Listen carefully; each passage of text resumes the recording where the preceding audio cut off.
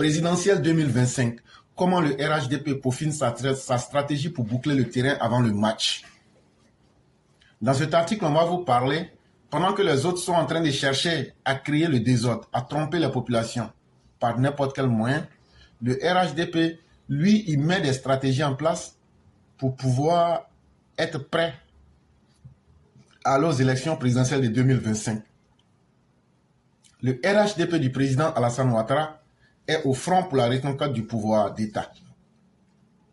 Et donc, à la différence des autres partis, le RHDP est dans une stratégie de conserver le pouvoir. Et comme il faut passer par des élections, il faut donc être capable de convaincre les gens sur le terrain.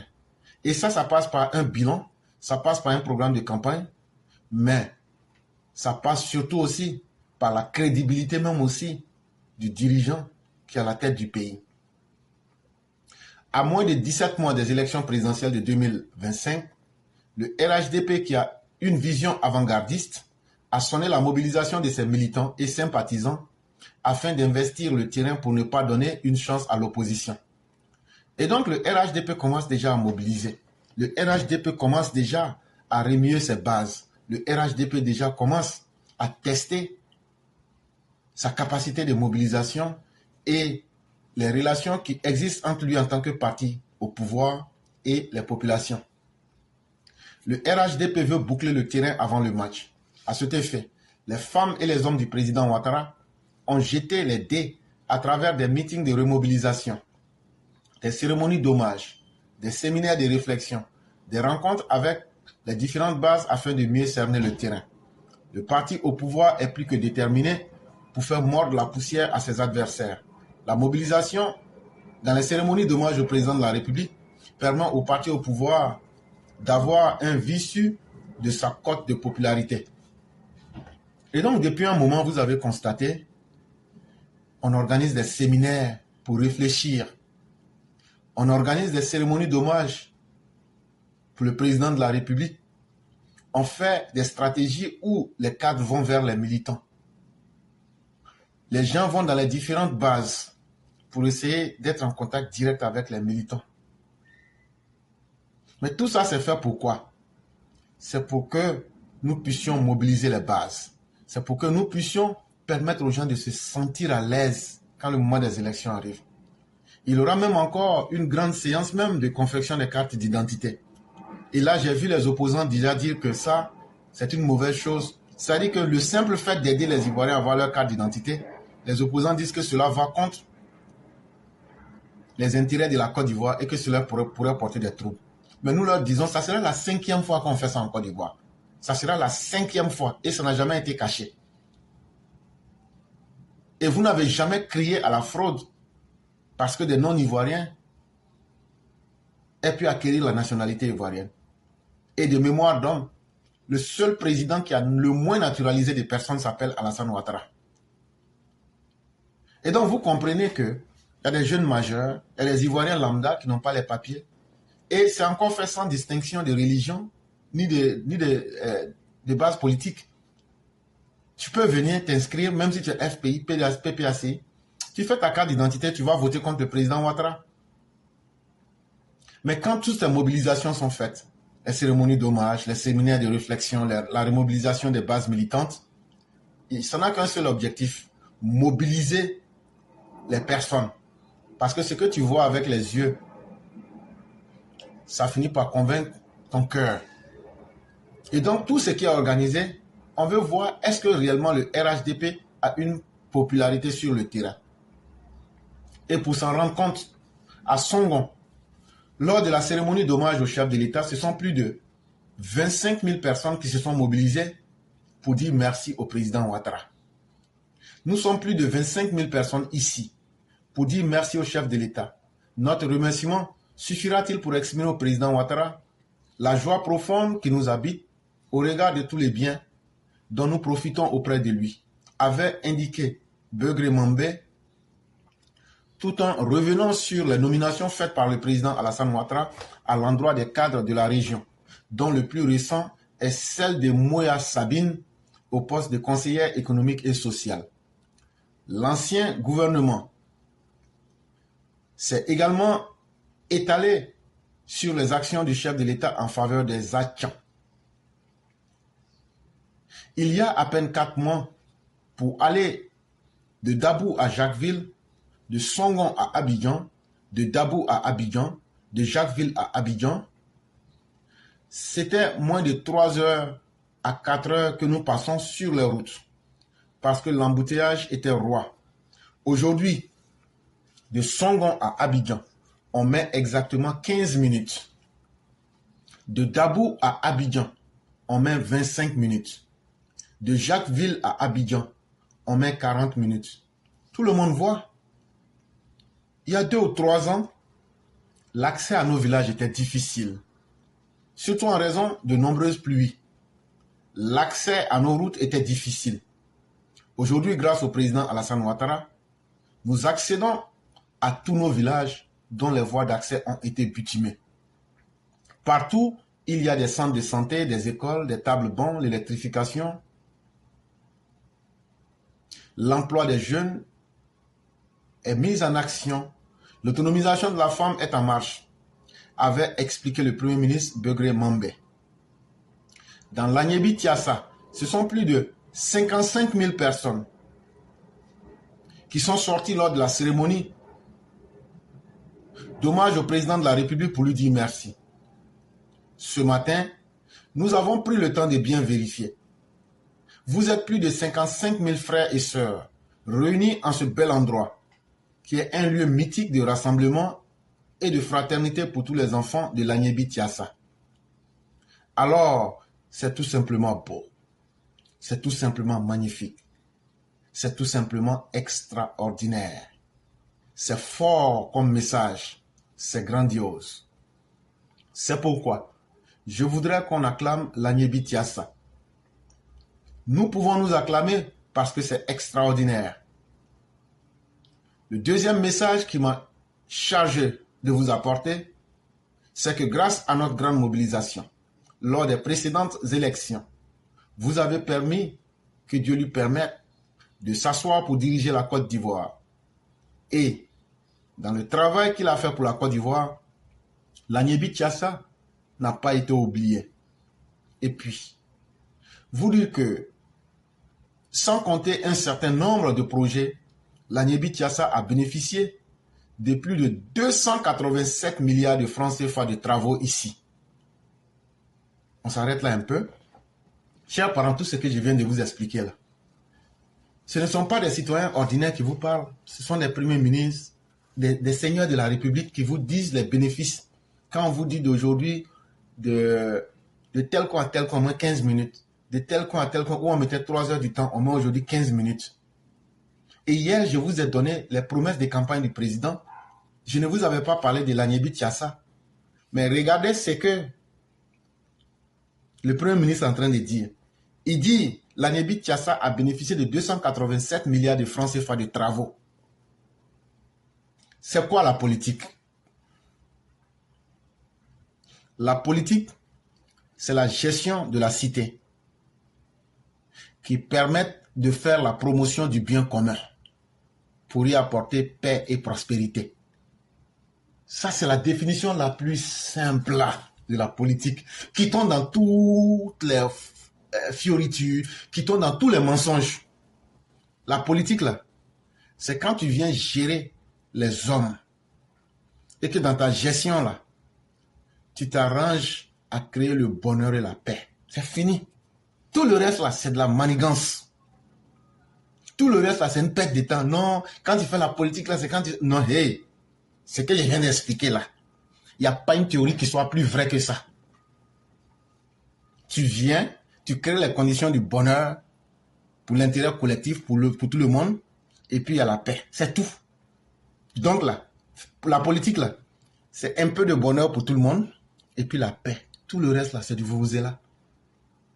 Allez, j'ai découpé l'émission hier, j'ai mis. Il n'y avait pas pour Agnébi Tiassa dedans.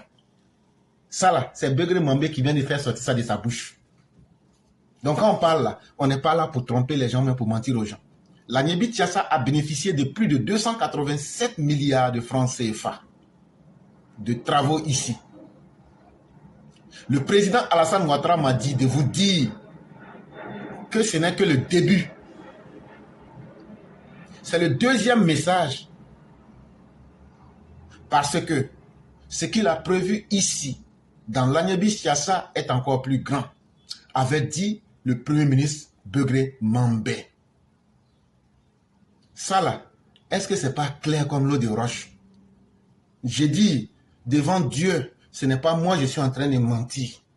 Ce que j'ai dit là, je n'ai pas inventé. Ce que j'ai dit là, tu peux aller vérifier. Tu t'en vas dans l'infoexpress.com. Tu vas voir le titre qui est là-bas. Présidentielle 2025, 2 points. Comment le RHDP peaufine sa stratégie pour boucler le terrain avant le match. Tu vas voir l'article que je suis en train de lire. Et quand tu vas voir l'article que je suis en train de lire, il faut vérifier si j'ai menti, tu sors pour venir dire que tu as menti. Begré Mambé dit, l'Agnebi Siassa, ce que je n'avais pas ajouté hier dedans là. Il est venu dire ça. Parce que quand tu n'as pas quelque chose, pas sorti pour mentir. Mais il dit encore que le président dit à l'Agnebi Siassa que les plus de 287 milliards dans les travaux là, que ça c'était avant-goût. Mais qu'il y a deuxième phase encore, que lui Alassane Ouattara encore fait promesse encore de faire plus que ça encore. Et chacune des régions de la Côte d'Ivoire doit être dans le même dispositif. Ce que vous avez vu là, vous n'avez rien vu encore. Quand on prend l'argent de la Côte d'Ivoire pour aller être actionnaire dans la Banque européenne de reconstruction et de développement, quand on prend l'argent de la Côte d'Ivoire pour payer des biens en Occident qui rapportent de l'argent à la Côte d'Ivoire, avec les retombées du pétrole et du gaz, le président ne parle pas dans le vide. Pendant que les opposants veulent venir pour prendre ces richesses-là, pour mettre ça dans leur compte personnel, le président Alassane Ouattara a une volonté de distribuer ça aux Ivoiriens à travers les travaux et le développement. Le district des Savanes va rendre hommage au chef de l'État Alassane Ouattara le samedi 18 mai 2024 à Korogo. Le ministre de la Communication, Amadou Koulibaly, a eu une réunion de mobilisation avec les cadres, élus, chefs traditionnels et chefs de communautés de Kong, Ferpessédougou, de Wangolodougou, dans le cadre des préparatifs de cette cérémonie. Selon des informations, c'est plus de 20 000 personnes qui sont attendues au stade Amadou Gon Koulibaly. 20 000 places. C'est tout simplement spectaculaire. Selon des informations, il y a eu des bâches dressées à l'entrée du stade et des écrans géants afin de permettre à ceux qui n'ont pu avoir accès à ce stade de participer et de suivre la cérémonie. Le ministre directeur du cabinet du président de la République, Fidel Boronto Sarasoro, s'est activement mis en action pour la réussite de cette cérémonie. Il a échangé le samedi 11 mai 2024 avec les cadres du district des Savanes pour la réussite de la cérémonie d'hommage qui était prévue le 18 mai 2024 à Korogo, et le pari de la mobilisation a été plus que relevé.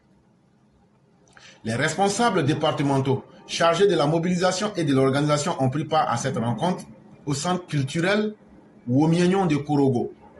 Selon M. Sarasoro, il s'agit d'aborder les aspects de fonctionnement des dispositifs relatifs à l'organisation pratique, la gestion efficiente du flux humain sur le stade, la sécurité, le plan de circulation et de mobilisation ont animé la rencontre. Nous avons vu également l'enthousiasme de toute la population et nous sommes sûrs que le 18 mai, nous aurons une très belle fête. C'est féliciter M. Fidel Sarasoro. Pour lui, les populations attendent ce jour pour exprimer leur reconnaissance au président Alassane Ouattara pour ses actions de développement. Et cette rencontre a eu lieu. Et elle a apporté toutes les satisfactions qu'il fallait. Sinon même, elle est allée au-delà même des satisfactions attendues.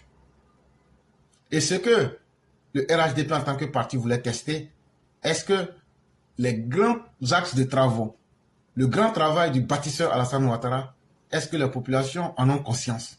Est-ce que cela rentre aujourd'hui dans leur cadre de vie? C'est vraiment important.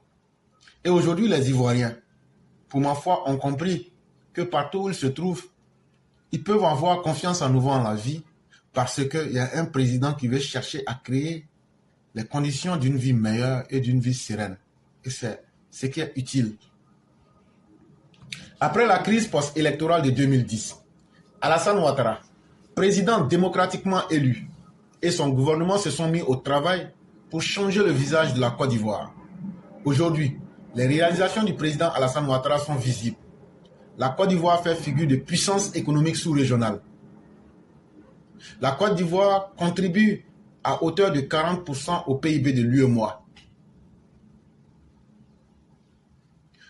L'année 2019, à l'instar des 8 précédentes, la gouvernance du président Alassane Ouattara a été marquée par la construction de plusieurs infrastructures dans le pays. L'inauguration, le 16 décembre 2019, de l'échangeur de l'amitié ivoiro-japonaise en est une parfaite illustration. Ce jour-là, le président Alassane Ouattara a magnifié cet échangeur en ces termes. Ce beau et majestueux ouvrage, bon, je vais lire ça comme de la manière qu'il a l'habitude de lire. Ce beau et majestueux ouvrage que nous inaugurons aujourd'hui contribuera à la fluidité du trafic. Donnez-moi un peu d'eau. Sur le boulevard jusqu'à Valérie Destin, avec le désengorgement de ce carrefour qui est l'intersection des boulevards jusqu'à Destin et de De Gaulle. Cet endroit était en effet, mettez un peu d'eau dans mon Nyamakoudji, l'un des points névralgiques et un vrai goulot d'étranglement de la circulation urbaine de la ville d'Abidjan. Avais-je indiqué, c'est faux, hein? C'est écrit avait indiqué le président, mais comme c'est lui qui a lu là, avais-je indiqué. Attendez que je boive mon Nyamakoudji. Ok, président, il faut bon, on va passer. Tu as fini? Ok, on s'en va. Le président de la République avait saisi l'occasion pour annoncer d'autres projets qui verront le jour au cours de l'année 2020. Dans le district d'Abidjan, de nombreux projets sont en cours de réalisation, notamment le 4e pont qui est déjà terminé, le 5e pont qui est presque fini, l'aménagement d'un giratoire au carrefour de l'Indénié, les travaux de l'élargissement du boulevard de Marseille, la traversée de Bingerville et de la voie d'Abata avait révélé le président Alassane Ouattara. C'est pourquoi il a été surnommé le bâtisseur. Mais avant l'échangeur de l'amitié ivoiro-japonaise, plusieurs autres infrastructures ont vu le jour au cours de l'année 2019. Ainsi, le 18 décembre dernier, lors du dernier conseil des ministres de 2019 qui s'est tenu dans la capitale politique Yamoussoukro, le président a procédé à d'autres inaugurations. Il s'agit du centre hospitalier régional de Yamoussoukro et du siège du Sénat. En termes d'infrastructure, de nombreux projets routiers ont été lancés sur toute l'étendue du territoire, avait souligné le président de la République. Il s'agit notamment du bitumage de l'axe Bouna-Doropo, des routes Bundiali-Odiéné, Danané, frontière Guinée, Divo-Guitry, Thiébissou, Didievi, Kani Bundiali, Mankono Segela, Tabou Prolo, route de Tiapoum. À cela, il faut ajouter la construction des premières lignes de métro d'Abidjan.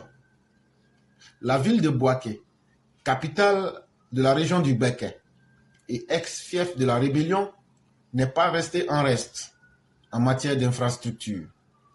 Le dimanche 22 décembre 2020, en compagnie du président français Emmanuel Macron, le chef de l'État ivoirien a posé la première pierre du grand marché de la ville de Bouaké.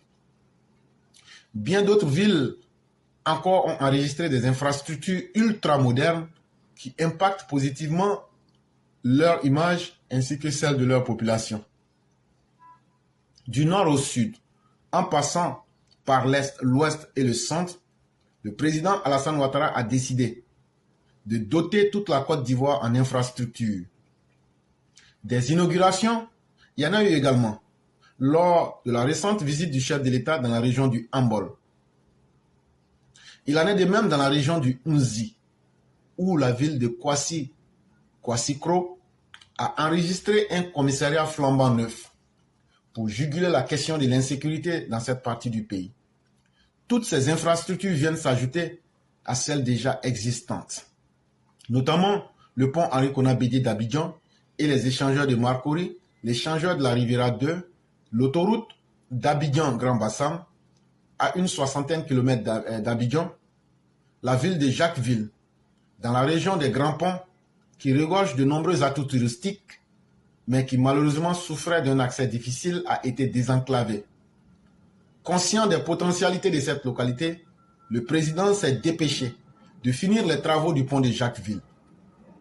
D'un coût global de 20 milliards de francs CFA, ce pont, long de 608 mètres et large de 10 mètres, a généré à lui seul au moins 300 emplois permanents et 200 emplois occasionnels. Au centre du pays, après 43 ans d'attente, les populations de Béoumi ont vu le lancement des travaux de reconstruction de leur pont. C'était le 28 novembre 2013. À l'occasion d'une visite d'État du président Alassane Ouattara dans la région du Békay, les travaux de ce pont s'élèvent à plus de 16 milliards de francs CFA. Le nouveau pont de Béoumi a une longueur de 304 mètres avec une largeur de 10 mètres sur 8 travées de 38 mètres pour une circulation de 2x2 voies avec 2 accotements de 1,25 mètres chacun. La chaussée cumulée fera 7,5 mètres, quand les appuis, eux, seront compris entre 5 et 20 mètres. Plus loin, au centre-ouest, les travaux du pont de Boisflé sur le fleuve Maraoué ont été lancés en septembre 2012 par le président en personne. D'un coût total de 8 milliards de francs CFA, le pont est situé à 10 mètres en amont de l'ancien et à une longueur de 124 mètres pour une largeur de 10,5 mètres et assure, contrairement à l'ancien, la circulation dans les deux sens.